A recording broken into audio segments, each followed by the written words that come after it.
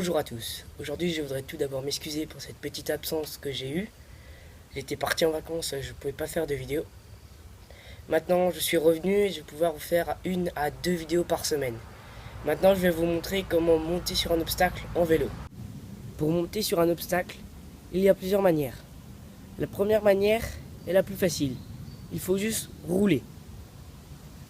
Venir avec une bonne vitesse. Lever la roue avant. Rouler. Lever la roue arrière. Faut juste rouler. Facile. Pour monter la roue avant, c'est très facile. Il y a 2 manières. La première manière est de juste tirer sur ses bras.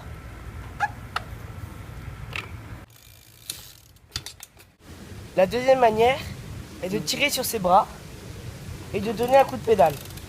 Ça nous fera monter plus haut.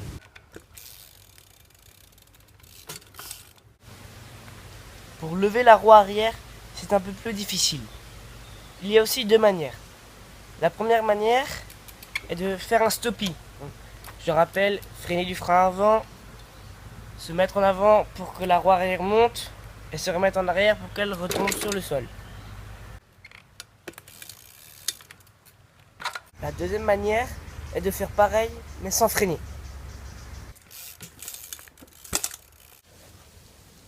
Pour cette première manière, il faut tirer sur ses bras en donnant un coup de pédale pour monter la roue avant et ne pas freiner du frein avant pour lever la roue arrière.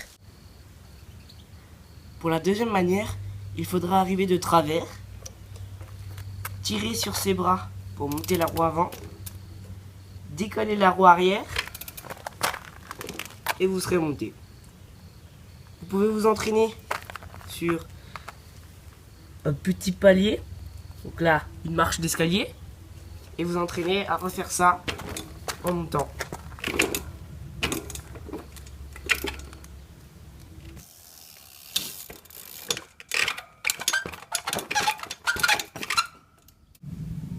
Quand vous vous aurez bien entraîné sur un petit obstacle, vous pouvez vous entraîner sur un plus gros obstacle, comme ici, un muret.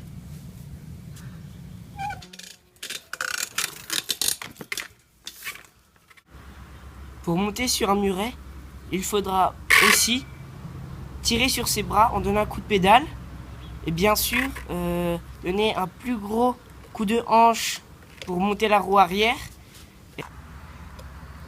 La troisième méthode est de faire des petits pogos pour monter sur des obstacles difficiles d'accès à vélo, comme ici un escalier.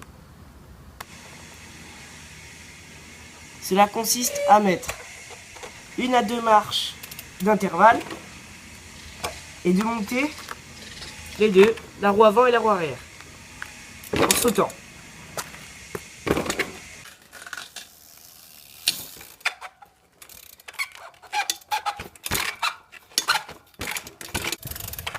Pour faire des pogos, il faut freiner des 2 freins et faire des extensions sur son vélo.